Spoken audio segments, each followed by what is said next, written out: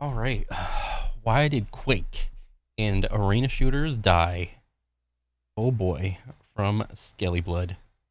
The year 1996 saw the release of the game Quake, one of the greatest FPS games ever to be released. Quake was mostly known for its fast-paced, movement-based mechanics and its vertical and complex map design. This became the standard for what would become the arena FPS genre. Yep. Things would change when another genre-defining game, Counter-Strike, would release in 2000.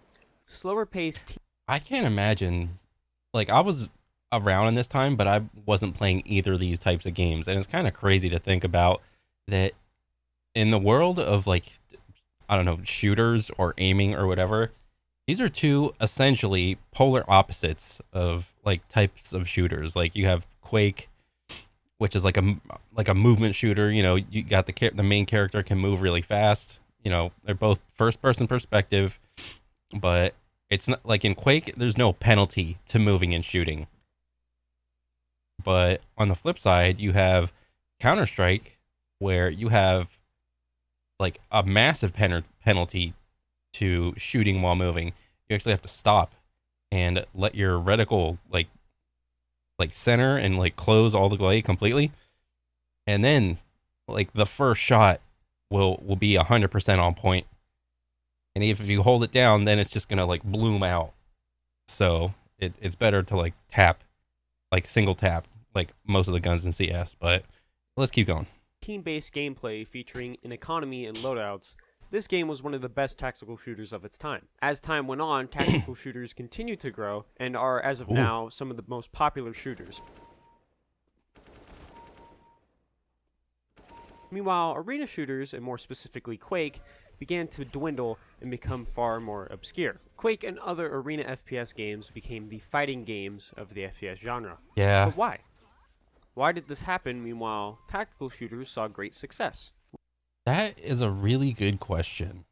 It's like, as soon as you allow players to practice and respawn during like the game or whatever, once you allow the player more practice for that game, it's like, in terms of gaming, you just kill your game. But meanwhile, in fighting games, that is a damn near requirement for fighting games to have a, I don't know, practice mode so you can go in there, practice your combos on the left and the right side and make sure it's like, okay, I got my air combos, I got my close range combos, I got my pokes, my punishes, my juggles, my tags, my this, my that. But when it comes to shooting, when you give players a practice mode or an arena or something, you just skyrocket the skill of, you know, the few players that are willing to dedicate their time and effort, and you allow their skill creep to grow exponentially. Meanwhile, 90% of the player base isn't doing that. They're just going in and playing the game casually. So what is it that's so different from the shooting genre to the fighting game genre, in that having like a practice mode in a shooter essentially just kills your game, whereas if you have it in a fighter, it's all right? Like, that's really interesting, and I would like to know like why that is. Why did the arena FPS genre die, and what impact did it leave on future game titles? Today, I want to take a look at the fall of the once popular Quake franchise and the genre it pioneered. The first reason I believe this downfall came about is, well, simply put, arena FPS games are really hard. Yeah. Very mechanically difficult game. The game is too hard for people. Yeah, you have to have really good aim to play Quake. And even then, even if you have really good aim, you still have no game sense or sense of movement to like bunny hop and do all this like movement tech. So it's a combination of having, like, at minimum, you need to have really good aim, which unfortunately for most people that play or have played Quake, that's not the case. They have low game sense, low movement, and they have like low aim. So that's like the trifecta of, you're probably not going to like this game. Watch this, Lise. You can actually pinpoint the second when his heart rips in half.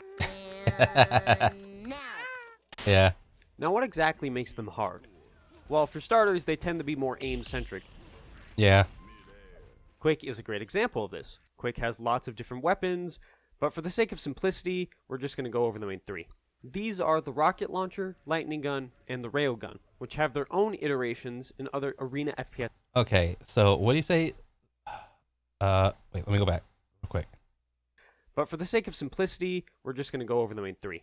These are the rocket launcher. Okay, so the rocket launcher, these are all like polar opposite type of guns. So the rocket launcher is a slow moving projectile, and when the projectile reaches a point, there is like a little explosion radius. Like you would think like an explosion to have. So it can, kind of go around corners. You have to predict your shot in a bunch of different things. Lightning gun. Okay, the lightning gun is the hit scan gun. It's the tracking gun that you see right here. You hold down your shoot button, and most of the time this is going to be used in like, any range really, because it's hit scan.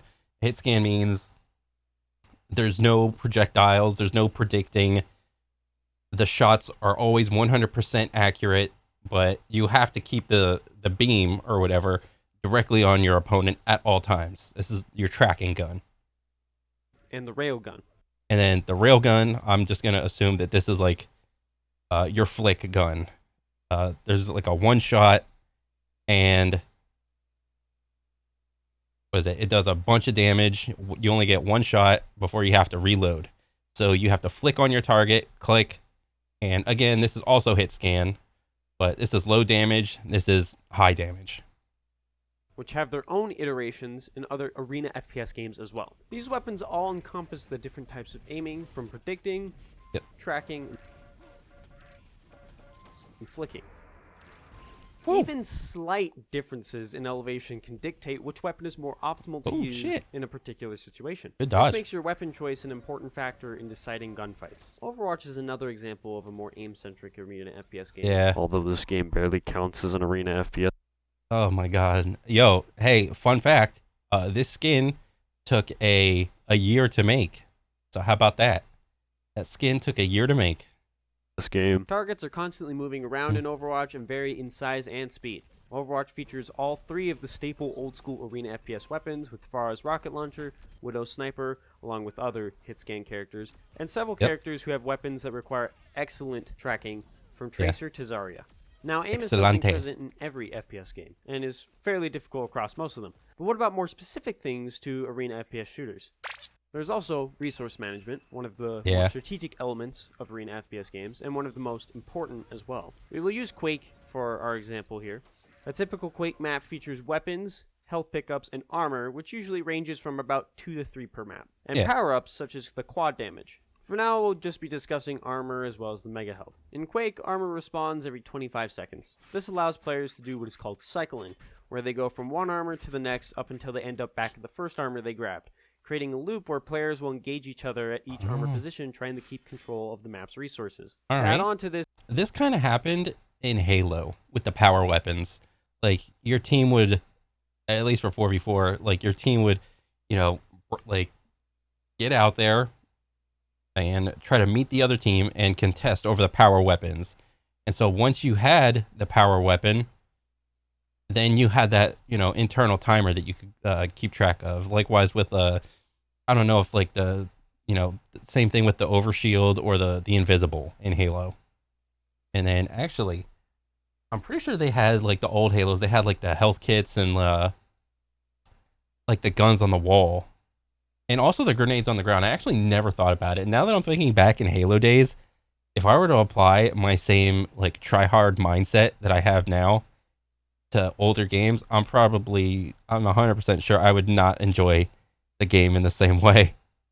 There's also Mega Health, which has different iterations in how it spawns depending on the game, with Quake 1 having a 90-second respawn time.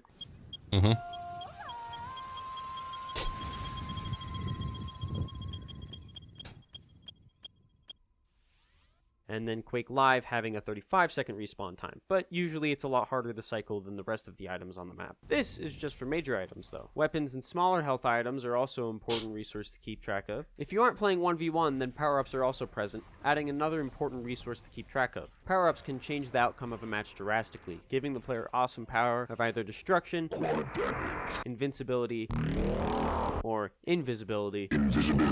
Although invisibility honestly isn't that good. Because you can still kind of see, yeah.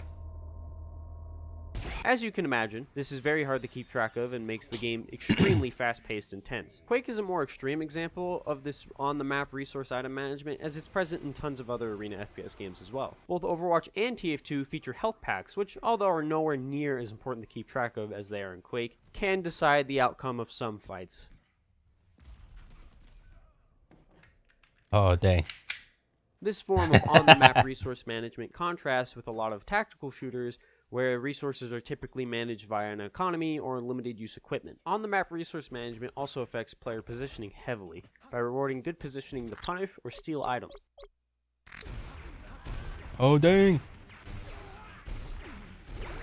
Positioning leads us to our next skill issue present in arena FPS games: movement. Yeah. Movement is often cited as the main reason for the decline in the arena FPS genre. Like how wave dashing is a unique tool in Melee that allows for deep player expression, Yeah. bunny hopping and rocket jumping are mechanical tools that also allow for deep player skill expression. Bunny hopping is basically where a player just jumps up and down consecutively, but it's a lot more deep than that. Yeah. It has different I still have no idea how to bunny hop in Quake. I can do it in Apex, I can do it in Titanfall, and it's probably somewhat the same in Quake, but I just never got around to learning it. variations such as classic ADA bunny hopping from Quake 1 and Source, strafe jumps from Quake 3 and Quake Live, and crouch hops from Titanfall and Apex Legends. Yeah. Often bunny hopping came at the cost of control of movement, making it not optimal to be bunny hopping during combat, but was really great for getting around swiftly. Rocket jumping is another staple arena FPS movement technique, where players fire an explosive at their feet, sending them into the air, giving them great vertical height. Rocket jumping once again originated from Quake, but is also present in loads of other games, such as TF2, Overwatch, Ultrakill, Valorant, and even Battlefield, albeit a very unique way. Another little fun fact, I'm just gonna guess. If you try to get really good at rocket jumping, what does that mean? That means you have to get really good at doing quick little 180s and like going down to your feet. So what does that mean? That means if you wanted to take advantage of that, you probably had to play on a higher sense. Something like 30 cm or faster. You know, maybe you could get away with 35, but I would say around 30 if you wanted to take advantage of the rocket jumping. So that's kind of telling. Combining these two techniques in Quake leads to the most insane movement ever devised in any video game, allowing for cross-map traversal in seconds. As you probably realize, this leads to crazy good positioning as well. Better movement leads to better positioning leads to better resource management gives you a better chance at winning aim duels, and winning aim duels will win you matches. This creates large skill gaps between players where matches can feel totally one-sided, as these techniques are not easy to perform and take large amounts of practice. Yes! Hell yeah! Hey, come on, baby! Come on! Yes! Come on! This obviously leads to player frustration that would lead some to mistake this kind of movement as a mechanical barrier more than a mechanical tool. What is a mechanical barrier? Let's go back to my example of Melee. In Melee, there's another mechanic in the game called L canceling. In Melee, when an attack is performed in the air and its attack animation isn't finished before the player hits the ground, the player will be in landing lag. These are a couple frames where the player is unable to do anything and is left defenseless. But if the player presses a shield button before landing, the landing lag is shortened by a significant amount. This is an L cancel. Now you may be asking, why not just make all attacks have shorter landing lag without L canceling? That would be a good question. I have no clue. There are trade-offs to using wave dashing. Meanwhile, with L canceling, you're strictly putting yourself at a disadvantage. It is nothing more. Yeah, and what you saw earlier is like you saw like the difference between 20 frames and 40 frames. This is 20 frames on like probably like a 60 hertz TV or some shit, whatever they played. Melee on back in the day. It gets more ridiculous the more modern monitor you use. Like 20 frames back then was long as hell. But if you try to divide up the difference between 20 frames and 40 frames on like I don't know, like either a 144 hertz or a 240 hertz monitor at minimum, that's really quick. Than an arbitrary barrier, or a mechanical barrier, if you will. Like, would there ever be a situation where you intentionally didn't L cancel? No. 99.9% of the time, no. So why is it mechanic? I could honestly talk about this L canceling thing for a while, so I'm gonna stop here and get back to the main point of the video. There's a lack of unique player choice that comes with these arbitrary barriers. Yeah. Meanwhile, mechanical tools create multiple options for players to choose from. This, of course, doesn't mean that mechanical tools should be crazy difficult either, as the more accessible they are, the more people can enjoy these parts of the game. The games that do this utilize the phrase easy to learn, hard to master. Quake even addresses this in later installments by introducing auto hop, where you don't have to time your jumps and can instead just hold down the jump key.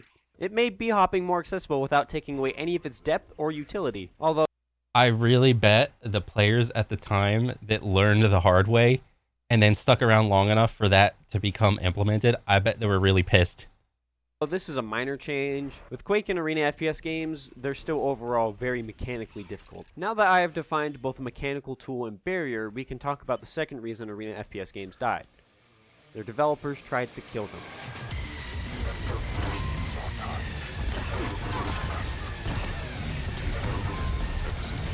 Murdered. Now, I'll admit this is a very hyperbolic statement. Of course, the developers of these gays, okay. Of course, the developers of these games didn't want them to fail. However, there is a trend you can see in games featuring more complicated tech, where developers actively try to remove it from their games, despite it being fun and generally nobody complaining about it. Yeah. It started back in Quake. In general, for any FPS game, if there's like a mechanic in there where the players can do some sort of skill expression, it's in the developer's best interest to get that mechanic out of the game. Quake 1, where when the devs saw bunny hopping, they immediately tried to eradicate it from their next installment, Quake 2. Their attempt was in vain, however, as this gave birth to strafe jumping, which is essentially a more restrictive and faster bunny hop. Half-Life 2 Deathmatch is another example where it used to have literally some of the most insane movement tech ever devised in a video game. What the heck? You see this deathmatch footage on screen? This is insane. This stuff's nuts. But after the Orange Box update, it all vanished. Disappear. Gone. Non-existent. This one's really unfortunate because this game, like, now is just garbage. You load up the servers and they're just, like, empty, and none of them have anything to do with actual deathmatch. Dude, why is pistol the weapon? I can't hit him from over here. I can't hit him from over here. Why is the pistol the best weapon? Somebody tell me why. Somebody tell me who designed this and thought, yeah, we make the pistol weapon. Oof. What? Yeah, for some reason most servers have gravity set to low and headshots are one-hit kills, so the pistol automatically becomes the best weapon in the game. And as you can imagine, it's pretty lame, but you can still manage to hit some clips here and there. But I highly suggest not playing this. Just no. A more modern example of this would be Overwatch's removal of the Genji boost, which wasn't even that game-changing from what I can tell, but despite that, just because it was technically a bug, they got rid of it. Oh, so what? He dashed, mantled onto something, and it carried the momentum? Huh. That actually seems fun. And they removed it? Another big L from Blizzard, along with everything else. One thing I think devs are absolutely terrified are skill gaps, or a significant difference in skill between players.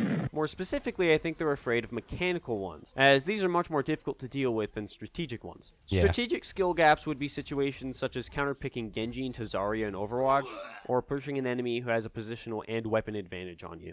Strategic skill gaps boil down to players making poor choices or lacking game knowledge. Mechanical ones, on the other hand, are much harder to overcome as a player. These encompass things such as movement, combos, or aim.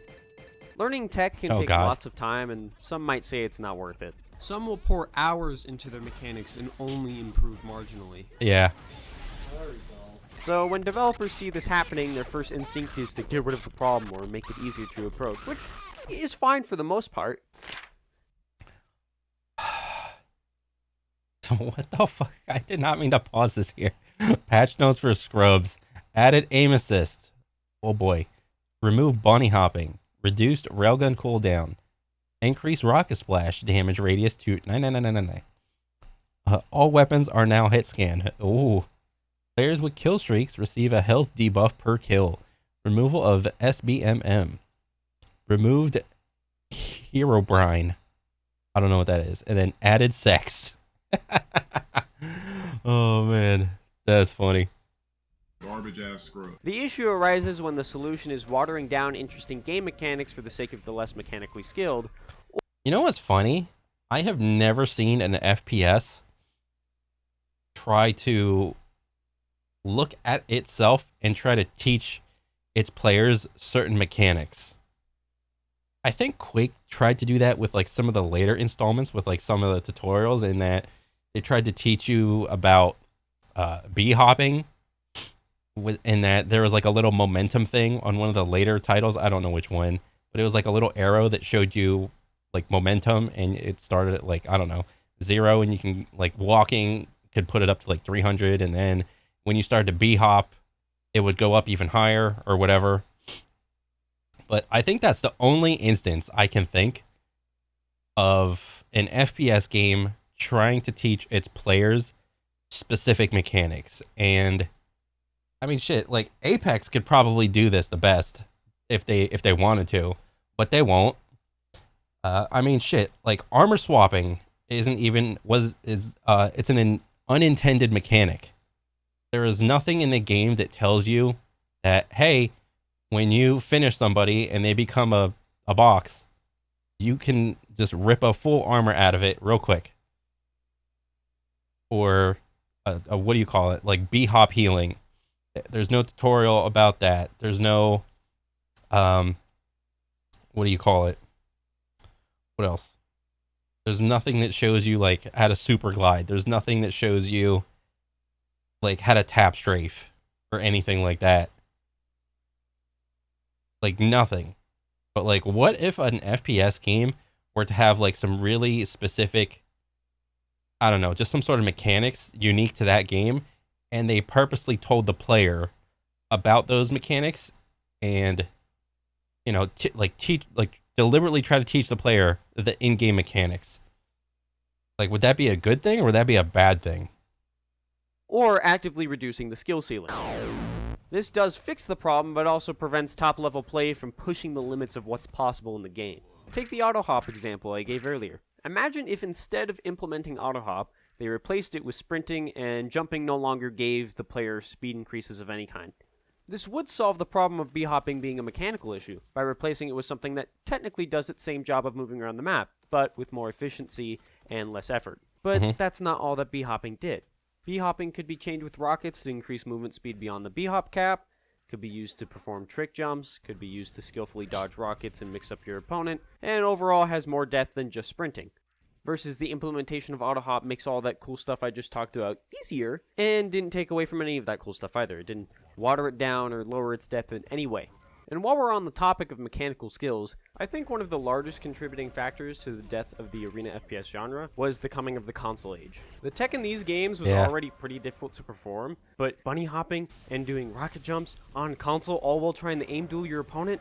Yeah, that's not easy, I'll tell you that much. The only games that could be considered arena FPS games back in the day that were okay to play on console were Halo, GoldenEye, and Time Splitters 2. Yep. And even then, these were more watered down compared to their PC counterparts and could barely qualify as arena shooters. Nowadays, there are certainly better options on consoles, such as Splitgate, Fortnite. Yep. I feel like Spider-Man with this Spider-Man. Doom 2016 and Eternal, Yeah. Overwatch, and even some of the OGs, such as Quake Remastered. But even with that, these games still play far better on PC, and because of that, people on console often opt to play other games instead. I mean, why play these complex and difficult arena FPS games when you can just load up a game of COD and turn off your brain? True. More hardcore arena FPS games, on the other hand, such as Quake or Team Fortress, are strictly worse on console and far more realized on PC. Or are they? In a video made by YouTuber SolarLight, he explored the viability of using a controller on TF2, which actually worked quite well, although with some caveats. For one, playing with traditional controls where the right stick is used for looking around doesn't work well. Can't really perform flicks, movement tech is far more difficult, and without aim assist, it is far harder to aim. But using flick stick plus gyro allows you... Yeah, somebody else that acknowledges the viability of gyro and flick stick.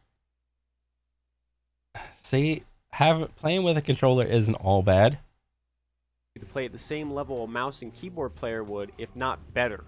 Flick stick, as the name suggests, allows you to snap to any horizontal direction you choose, and gyro allows you to precisely aim and track enemies at the same level a mouse would.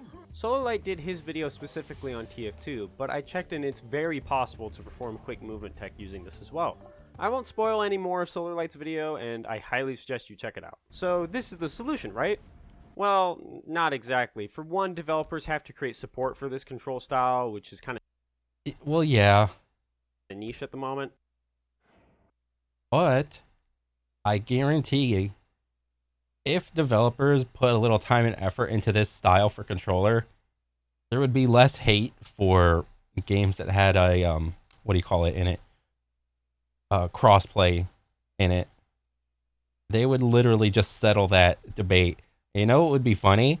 It would spark up another debate amongst controllers. It would be aim assist bros versus gyro flick stick bros. I can't wait to be around for the day that happens. Hello, Mr. Game Dev, sir. I'd like to request that you add gyro and flick stick support to your game.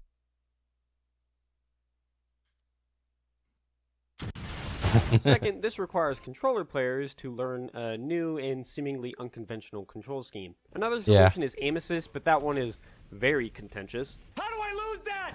Because he's on controller! That's why! But there is one solution that trumps them all.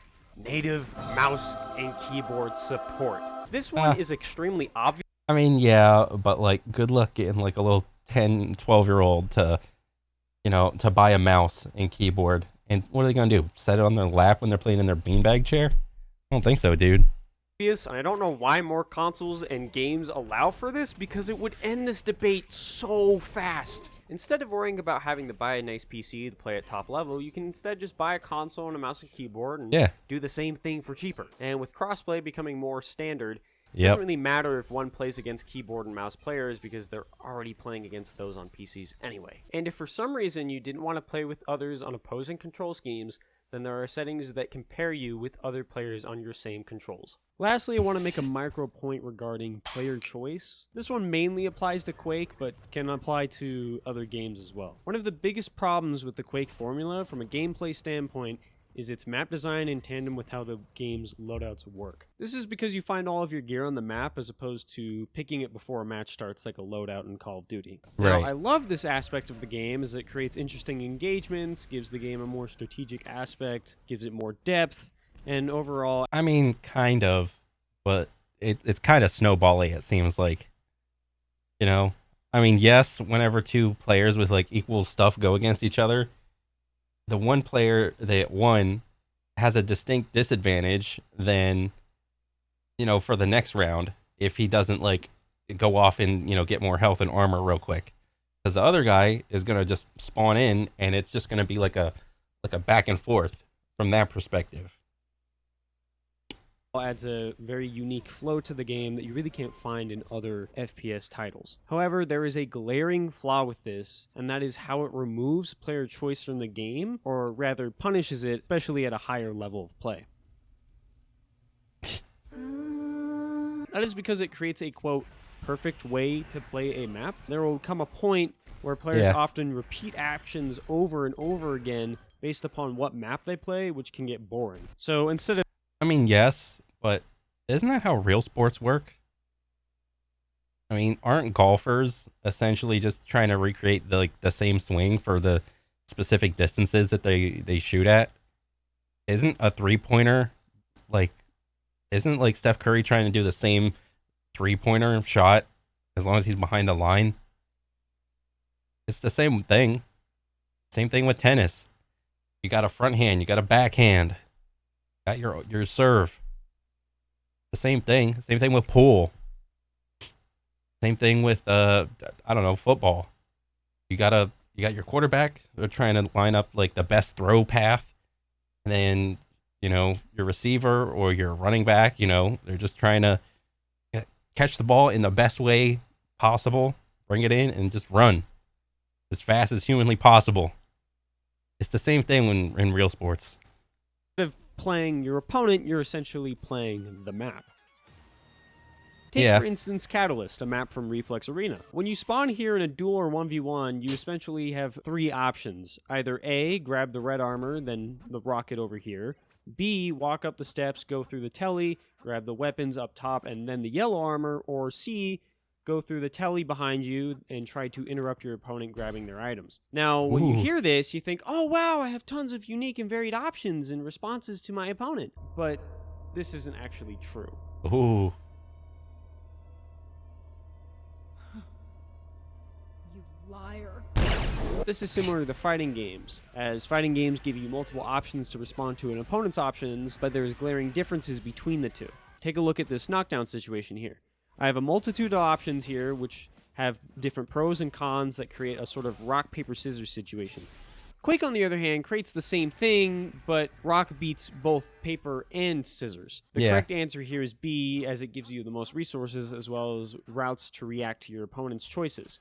You can also still grab the red armor from here as well, so that's a huge plus. Option A isn't terrible, but puts you in potential combat with your opponent when they have more stacks. Option C basically does the same thing as Option A, but now you only have 2 of the worst weapons in the game, that being the shotgun and the grenade launcher. If we compared this even to a game like COD, we see something entirely different, where maps are something to be tackled based upon player preference as opposed to where the map imposes how a player should play. This is because in COD, you can pick your loadout. If you pick a sniper, you would want to watch these longer lines of sight in the middle of this map, versus if you pick something such as like an SMG, you would probably take this right route and try and go for flanks. But this is only an example of what you can do, and there's tons more things you can do even at a higher level of play. Just a quick disclaimer, because I know people are going to comment this. In no way, shape, or form am I implying that Call of Duty as a competitive game has more depth than Quake. It obviously doesn't. Call of Duty takes monkey dung for brains and is by far the most brain-dead shooter on the market. I mean, to be honest, even I would just compare the rank, or not the ranked, the CDL to whatever is like Counter-Strike or Quake, whatever they did, like their tournament circuit. I mean, because that's essentially what you're comparing. You're comparing the tournament circuit to the tournament circuit. So what are players going to do in the tournament circuit? They're going to do the same things. Like, you still have like aggressive angles, defensive angles. I mean, you still have like predictions that you have to like take into account, much the same way of like CS or Valorant. It's more or less the same thing, except you're just doing it with a controller is all. So it's not like COD is all bad, but I don't know, it just gets a bad rap because of all the shit that's been happening to it over the years. Just making a small point about player choice and map design, which admittedly Call of Duty kind of nails just a tad bit better in the player choice department. Yeah. That is it. That's all I'm saying. Now, this is not to say that Quake lacks this aspect of player choice, in particular to the map design and whatnot, because it's definitely there. However, due to Quake's design philosophy, your options tend to be very map dependent compared to other games. There's a reason I didn't mention a lot of the other weapons in Quake at the beginning of the video, and that's because a lot of them suck outside of very niche situations. Yep. And the sort of meta of the game, if you will, is you have the rocket launcher, railgun, and lightning gun as your main go-to weapons you will use for nearly all of your engagements. And if you don't have them, you would resort to the other weapons as a sort of last-ditch effort. This also means there are only 3 weapons in the game you can really develop a playstyle around, and so because of that, there's a limited amount of player expression involved when it comes to engagements. Quake Champions has been the only game to really address this by adding champions with different abilities, which can add more variety to how players move through the map and engage with each other, as well as having a little bit better weapon balance. but I wouldn't really say that's enough.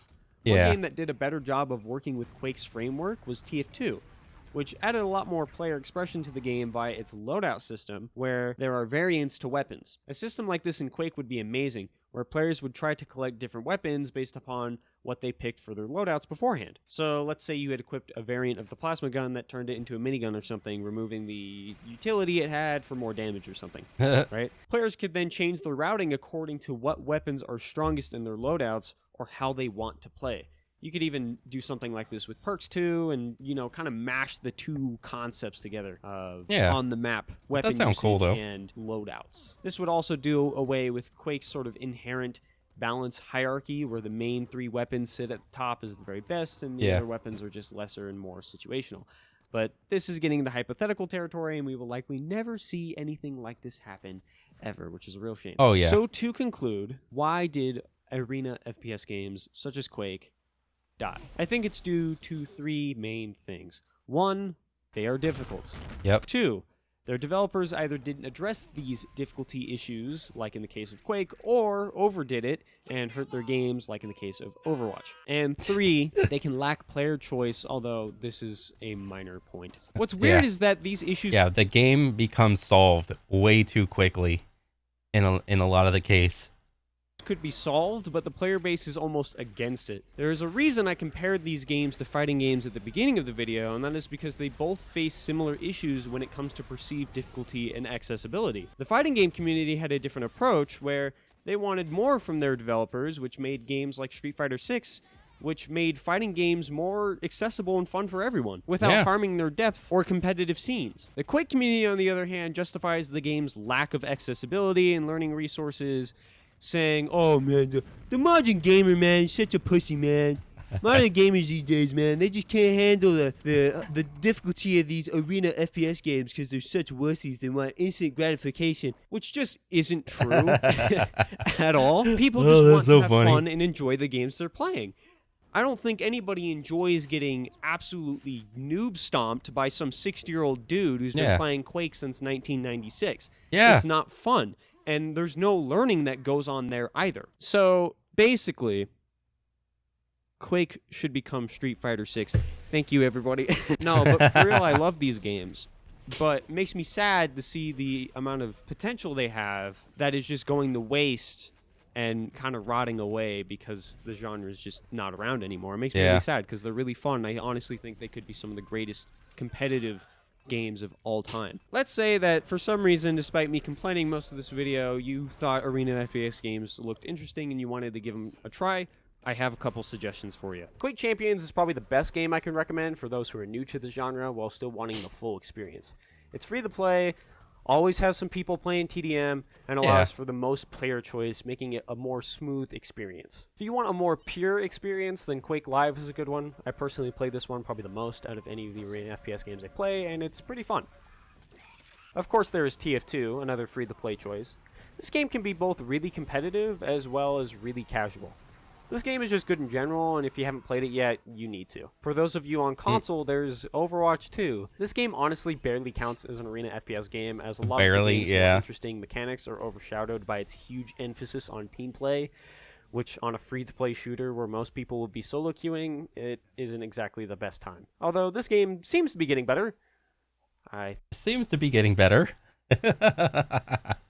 Oh yeah, you heard. Splitgate is another really fun free-to-play title featuring portals, which allows for insane traversal. This one is really easy to get into while also having a massive skill ceiling.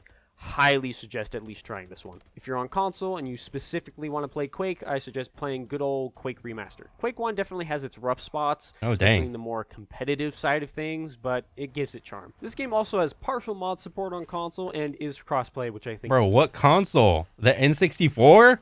What is this?